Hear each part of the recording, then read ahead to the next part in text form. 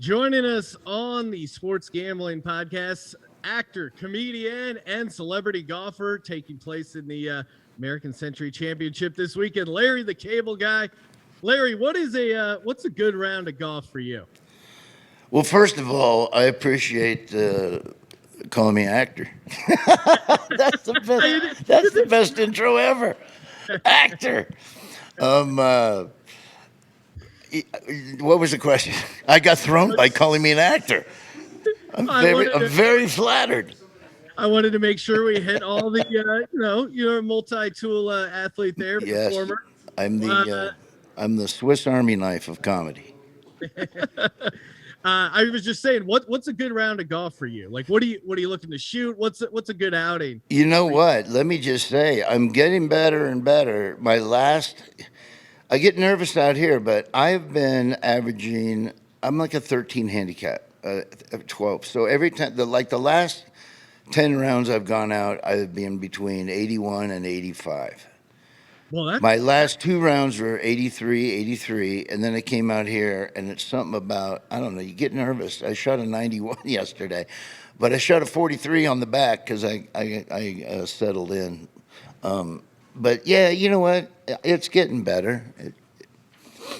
well, and I don't know if you know this, but they have gambling odds on whether you guys, how well you're going to do. Right now, you're listed at 2,000 to 1 to win it all. I'm thinking of throwing a couple bucks on you to make a run. What do you think about laying some money on Larry the Cable Guy to win it all? You know, that's getting better because I used to be 10,000 and then 5,000, then 4,500. Now I'm down to 2,000. Yeah, no, you're right in the mix. And a couple other comedians, Ray Romano, he's 3,000 to 1. Wow. Kevin Nealon, 3,000 to 1. So you're favored over those guys. And of course, Charles Barkley at 7,500 to 1. Give us a prediction here. Are you going to be able to beat Charles Barkley this weekend? Well, the first 2 years I came here, I was second to Barkley, and I played with him. And I'll never forget about the third hole, he goes, I better not lose to you because I was playing so bad. I think he beat me by -2 more than I had. I think he had -72 and I was -70 or something. But it's cool. Every time I come out here, I always end up beating like more people. The last time I was here, I think I beat 14 people, 15 people. Really? So when I started out, I was always second worst next to Charles. So I think I beat 14 or 15 people last time. So my goal is, here's why I like golf. It challenges me and I like it, and makes me walk golf courses, and I try to lose weight. The weight part isn't helping, but I enjoy it. And so it challenges me to be better. And so I just try to be better. My whole goal every time I come out here is just to beat more people than I beat before. But my main goal is to finish middle of the pack. Just middle of the pack is all I'm asking for. Hey, middle of the pack sounds pretty good. And of course, they got this fantasy golf game going. You're in group 5 out of 5 groups, but I like your chances because you pick one guy from each group. And in your group, you got Al Michaels. I feel like you can take Al Michaels. Oh yeah, Al Michaels is a pushover. Yeah. You got Reggie Bush. That word. You got to ask Reggie Bush if he can get his Heisman back now that they're paying players. Yeah, no kidding, right? Yeah, I think he's consumed with that. I think you got a leg up on him right there. And I'm looking. I think the in Group 5 here, your real competition, and you would know better because you've golfed with some of these guys. But DeMarcus Ware, he seems like a guy who can golf. CC Sabathia, I feel like the baseball guys are secretly. Yeah, you know what? The baseball guys always hit real good. Now Jay DeMarcus, I went out with him yesterday, and I think I beat Jay.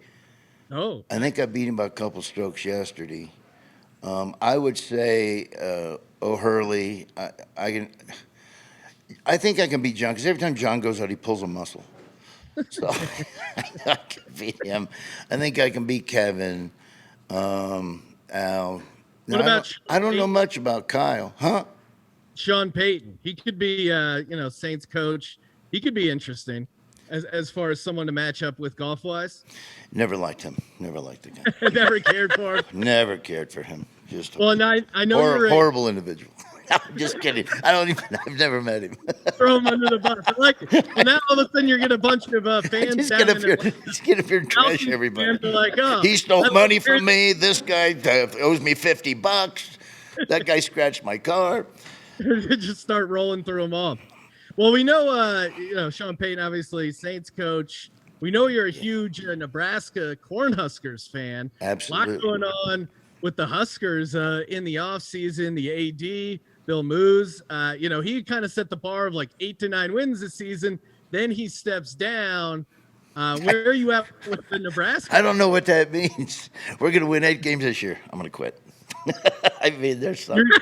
I don't know what's going on. That is weird. You set the bar really high and then like, all right, 9 wins or everyone's fired, and then you fire yourself. It's well, I feel bad for Scott. He's gotten a real bad look.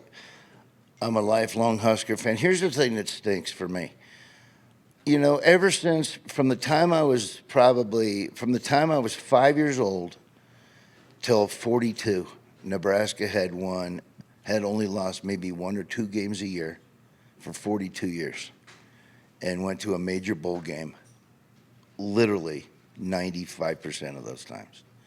Now I got kids. I bought a big sweet box, all excited to take my kids to the Nebraska game so they can experience all the cool things I got to experience.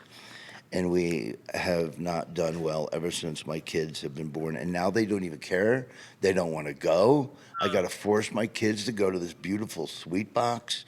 They don't want to go. And what's even worse is their cousins live in Wisconsin. They want to go to that game, but they want to wear their Wisconsin shirts, which kills me. And I get ridiculed from the fans because everybody's in my box with Wisconsin shirts. They're my own kids. And then my daughter is a dancer. She loves to dance. She's 13. And she's just informed me that she might want to be going to Oklahoma. Oh, man. I know, right? You got to get them to Nebraska. What's going? I don't know, but seriously, I hate my family, and I've listed my daughter on eBay 3 days ago. And how are the bids looking? I haven't checked. I'll take now, $30. Unload her as soon as she's talking about going to Oklahoma. Scott Frost. He got dealt a bad thing. Here's the thing. I'm not a Nebraska coach. I'm just a fan like everybody else. I'm a diehard fan. Everybody always asks me these questions, and then it always gets picked up on Nebraska media, and then people go, oh, you don't know what he's talking about. But I do know what I'm talking about. Scott and I have been friends since 1996. He used to come to a lot of my shows back when he was a senior at Nebraska. When I was working a comedy club up there. Scott is a great football coach. He is Tom Osborne Jr. Those guys, Tom Osborne and Scott Frost literally are buddies and real close. Scott learned almost everything he knows from him. And I don't know if you've noticed or not, but it's not just there's not just a problem. It's not the football team. It's not Scott Frost. I don't know if people noticed or not, but Nebraska had a fantastic athletic program. They were good in a lot of sports. The only thing that they always struggled in was men's basketball. They've always struggled in men's basketball, but all their other sports have been awesome. All their sports now are dying. The only thing we got going for us right now is our volleyball team, which is one of the greatest volleyball teams in the history of volleyball. I mean, they're unbelievable. Why? Because they've got a coach there that's been there for 25 years, and he knows what Nebraska sports are all about and the culture of Nebraska. We started getting these athletic directors in there after Tom Osborne quit that didn't know anything about Nebraska football. And what kind of a moron comes in and takes a team that's been running the I formation their entire existence? We do it better than anybody. So we were always privy to the best linemen in the country because they knew they were going to go. You knew they were going to go play in the NFL. You always had your choice of the best running back in the country because he knew he was going to run the ball. Tom Osborne, when it came time to recruit, he just said, here's what I need. I need a linebacker, I need a running back, and get me a backup dual threat quarterback.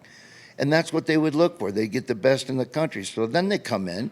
Tom Osborne leaves. Oh, we're going to go to a spread offense that almost every stinking college football team in the country's running right now. So why would you go to Nebraska and play football when you can go to all these warm weather states that have a lot of fun things to do if you're going to play in the same kind of offense? It didn't make any sense. That's my beef about Nebraska football. Scott Frost knows that, and he's trying to bring back the culture of Nebraska football. COVID put a big dent in it. He just started getting what he wanted, and then that put a dent in it. People need to give him time and watch him work. He's going to do fine. Now, that was a very long answer, wasn't it? No, hey, we love college football. But I completely agree. As a guy that grew up watching Nebraska football when they ran the triple option, it seemed like Tommy Frazier, Dean Steinkuhler days. I've been saying forever, if Frost, if they let him go this year, they should stay with some type of run heavy offense. Do you think jumping to the Big Ten hurt you guys too, though? Well, I do. I mean, Nebraska was doing great, but that's what happens. Money ruins everything. We were doing fine, but, they see these big dollars that they're going to make here, and they don't keep in mind everything. And not only that, the Big Ten has this dream of thinking that they're the Ivy League of the Midwest. So everything the Ivy League does, the Big Ten, of course, has to do. And, we had all these places we used to go and play. Everything was close. Oklahoma State, Iowa State, Kansas. Everything was nice and close, and everybody had that's why we traveled so good. We always filled the stadiums because it was, now we got to go out to Rutgers and Penn. Nobody's going to go out there. Absolutely it hurt. You had these recruiting hotbeds for us. All over the Midwest and the South part, and into Texas, and I mean Oklahoma and Texas. We had these places that we used to recruit, and now you're just kind of now you're kind of that Big Ten team that's mostly out in the West. And I mean, you got Scott there. Scott's a great recruiter, so that's helping us a lot. It's a good thing we got Scott because he's a respected coach, and now he can recruit really good in Florida because they love him in Florida. I mean, you go down to Florida, and you bring up Scott Frost's name in Orlando, Lakeland. They love the guy, so that's a good thing about Scott. But I think, in my opinion, we chased the money, and it hurt our football program. It hurt our recruiting beds. I mean, for kids that grew up in the Big Ten, it's still the Big Ten. It's still what they were when they were little kids. So they're going to want to play in the traditional Big Ten, those schools that they remember. So that's an uphill battle, I think. But Scott's a good recruiter. He's going into some places that other schools can't go into and get things. And Nebraska still is a good name in football, regardless of that we haven't really done much in the last 20 years. It's still a name, and but we got to get it going. It's not going to be a name for if they don't get it going. You go another 10 years, you're screwed. Now that players can start earning money with the name, image, and likeness, have you considered sponsoring some? Some Nebraska football players. Adrian Martinez, perhaps. Maybe they're rocking. Put a get her done on his helmet. Yeah, come on. I mean, to me, that seems you can get all the recruits if you just kick them some of that get her done money. Yeah, you know what? Maybe I'll start like a little. You know what? I'll start a Husker golf team. A football golf team, and then I can slap some get her done golf stuff on them and sponsor them that way as well. Some of that actor money, Sean. Yes, exactly. Yes, some of that actor money. That's right. He was in Cars, right? Well, voice acting's different. Yeah. People can say, well, let me tell you how good I am at voice acting. All right. I'm the only guy that I know of in the voice acting field that puts on weight to do the character. I don't know anybody else that does that. I'm so committed to the role of this big truck. I'm gonna put on 25 pounds. That's So I have right. the build of a truck. That's awesome. Right. Yeah. Well, best of luck with the golf tournament. What do you? Any final predictions as far as what you think you're looking to shoot? I know you want to get middle of the pack, but what do you think you got to get in the middle of the pack there? I need to shoot low 80s. I need to shoot 82, 81. I can do that if I'm putting good. My problem out here is my driver. If I don't hit fairways, you can't start every hole hitting your third shot. So you just got to hit fairways and go. If I can hit fairways, I'm going to play really well because I'm playing really good. I got PXG clubs have helped my game tremendously. I know a lot of people say, well, it's the guy operating the clubs, which is true. But these PXG clubs I got, look at me doing a commercial for PXG. These PXG clubs Maybe we'll get a free sandwich. I know, right? They really help. I mean, the ball just moves off the club so nice. I'm getting some good extra distance on them. They're pretty forgiving. Somebody asked me last year, they go, what was the longest drive I ever had? I said it was the drive home after I shot a 132. May I suggest hitting the bar with David Wells tonight because he did throw that perfect game hungover. Maybe there's something to it. And David always plays in my golf tournament in Nebraska all the time, and I play in his in San Diego. I became really good friends with Wellesley, and he's just a solid dude. It's cool that he's out here at this tournament. He's a good addition for anybody's celebrity tournament. He's great with the fans. He's great with he's just good. He'll do whatever you ask him to do. He loves, nobody loves being David more than David. I mean, seriously, he's the Well, he lucked out that he's David Wells then, he's right? the nicest guy on the planet, man. I love David Wells. I will not say one bad word about David Wells. Larry, appreciate you calling in, and make sure you enter, play Larry in the ACC Fantasy Golf. You got to get your entries in by July 8th. You pick one golfer from each groups, but this should be a fun thing. Can I just say one thing that really stunk about that whole COVID deal? Yeah, sure. People used to sneeze, and it would be like people were very nice. Somebody would sneeze, and you would just go, "God bless you," or you would cough. Oh, you okay? You need some water? Now it's like you sneeze. It's like, what the? Get the. Flipping kids, man. It's like, what if it's a sneeze? And here's what sucks. I used to have to cough to cover up a fart. Now I got a fart to cover up a cough. I mean, we live in a twisted world. Things have really gone backwards. Yeah, I was at a party. Someone coughed, and everyone turned and looked at him, and they go, "It's a smoker's cough." They're like, "Okay, all right." I know. You got to explain your coughs. I did find out, though, last year that the best places to social distance were a golf course and the gluten-free section of Golden Corral. So I did. Pretty empty over there at the gluten-free.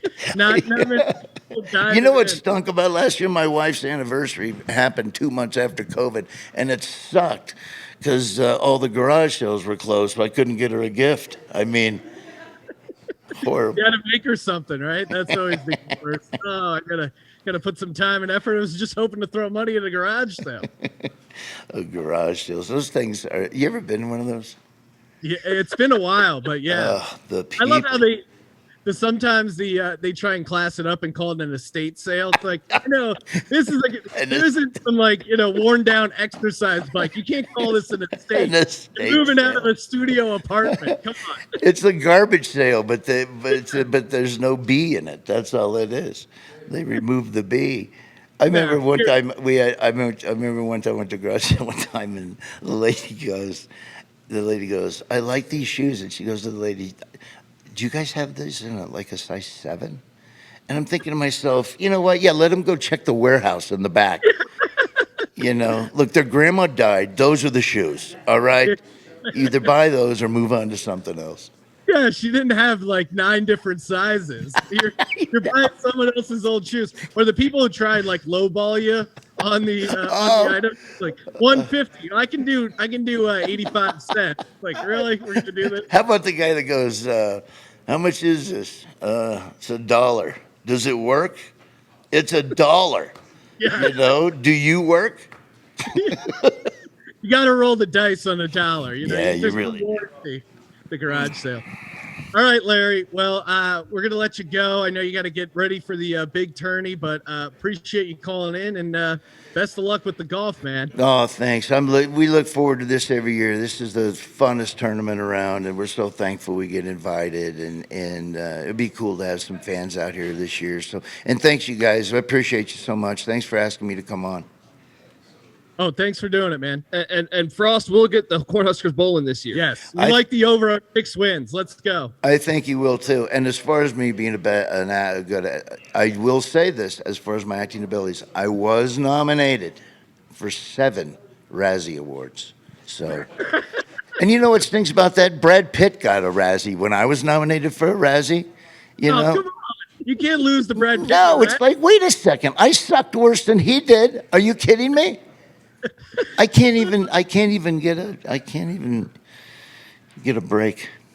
Well, hopefully Nebraska, gets you to a bowl and maybe bring home one of those golden Razzies one day. Hey, going to be a good year, I think, for Nebraska this year. Watch our defense. Our defense is going to be very good this year, and Scott's got some big guys on that offensive line getting back to how we used to be. And I don't think losing McCaffrey and oh man, what was his name? Anyway, Wandale. I don't think it's going to hurt us that much. I think it's going to help even more because now we've got people in the positions they're supposed to play. All right, yeah, go Huskers. Thanks, Larry. Appreciate it, man. Go Big Red. Get her done.